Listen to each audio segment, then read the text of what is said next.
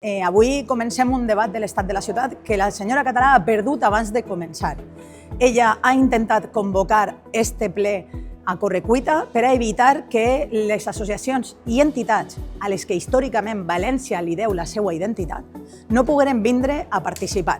Però s'ha trobat que la capacitat de reacció de la gent que viu en València és molt major que la seva capacitat de fer trampes. I avui tindrem a 45 entitats que li reclamaran a la senyora Català que millore la situació crítica en la que està deixant la ciutat de València. Ella ha intentat utilitzar el seu espai de poder per a negar-li la paraula a les entitats i elles han demostrat que la seva capacitat de mobilització li ensenyarà a la senyora Català que per a que València siga millor ha de comptar sí o sí amb elles i a elles les escoltarem perquè són les que fonamentalment són capaços de dibuixar el nostre somni de la València que volem. Ja ho van fer amb el Saler, ja ho van fer amb el Riu i ho continuaran fent a pesar de la senyora Català.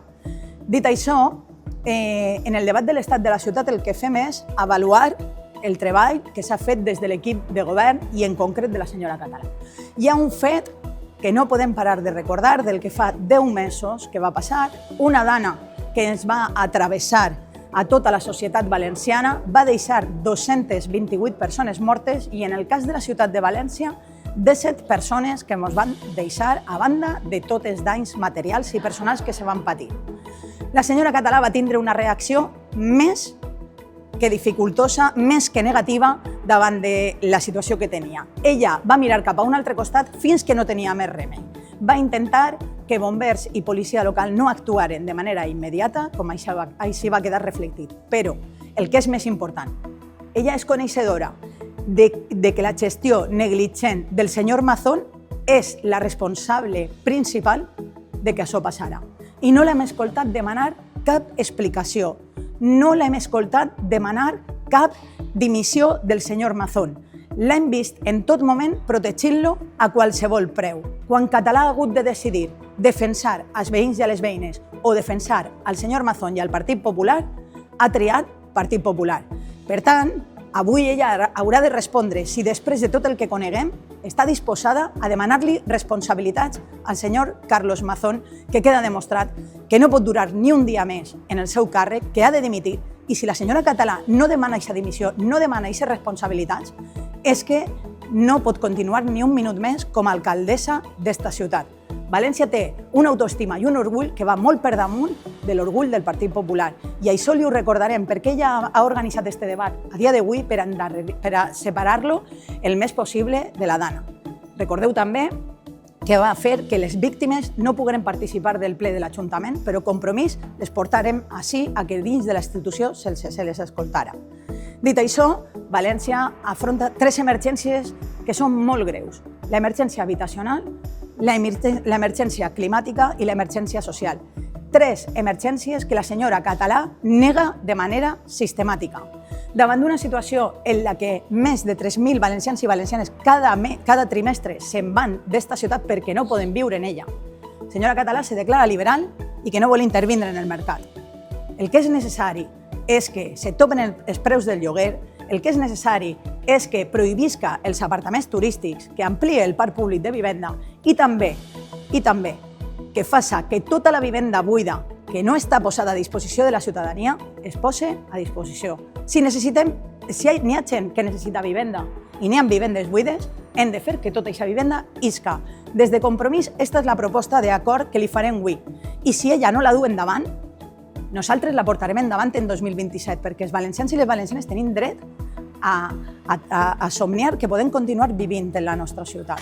Però és que, a més, el govern de la senyora Català, format pel Partit Popular i Vox, nega de manera sistemàtica el canvi climàtic. Jo crec que a aquestes alçades ningú pot dubtar que les onades de calor són cada vegada més recurrents, són cada vegada més intenses i que després venen situacions com la d'Anna als mesos de tardor. Aquesta és una realitat que ja ningú pot negar.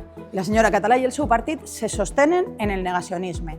Per a nosaltres és fonamental que València afronte un pla de plantació de més de 100.000 arbres, implantant així més del 50% de la massa arbòrea dins de la ciutat. Necessitem parcs, necessitem vegetació que faça que puguem viure així, que la calor siga cada vegada més relativitzada i que puguem fer front a aquest canvi climàtic que tenim en aquesta ciutat i que està posant en risc la vida de les persones que estem així. És una qüestió de seguretat. Si la senyora Català la vol negar, Compromís l'afrontarem. La proposem avui com a mesura urgent i si ella no ho fa, nosaltres ho farem al 2027. I per últim, si li preguntem als valencians i a les valencianes si viuen millor o pitjor que fa 2 anys, la resposta és clara. Estem sent expulsades de la nostra ciutat, cada vegada tenim més accés als serveis públics, la dependència té unes cues en les que molta gent no arriba a rebre-la quan més la necessita, la sanitat pública està cada vegada més degradada perquè la gestió del Partit Popular ja sabem quina és, però és que a més, amb tota la pressió turística que tenim, ja no podem agafar els autobusos perquè van plens, ja no tenim arreplegada de fem com hauríem de tindre i els nostres barris estan cada vegada més plens de brutícia perquè els serveis públics no donen a l'abast i per tant cal un pla directe sobre els serveis públics. I des de Compromís li diguem a la senyora Català, ha de posar en marxa la taxa turística, ha de posar en marxa una regulació intensiva del turisme, no el que ens va vendre l'any passat, i s'ha de posar en marxa una implicació directa amb els serveis socials. La plantilla s'està reduint de manera exhaustiva per part de la senyora Català i nosaltres tornarem a posar els recursos que ja ha llevat. Està llevant treballadors i treballadores de manera intencionada i nosaltres els recuperarem. Perquè davant de la foscor d'aquest govern, davant del negacionisme d'aquest govern, davant de les emergències que té València, Compromís serà garantia de que podem tornar a somniar, sentir-nos orgulloses de la nostra ciutat i viure en ella per molts anys. Moltes gràcies.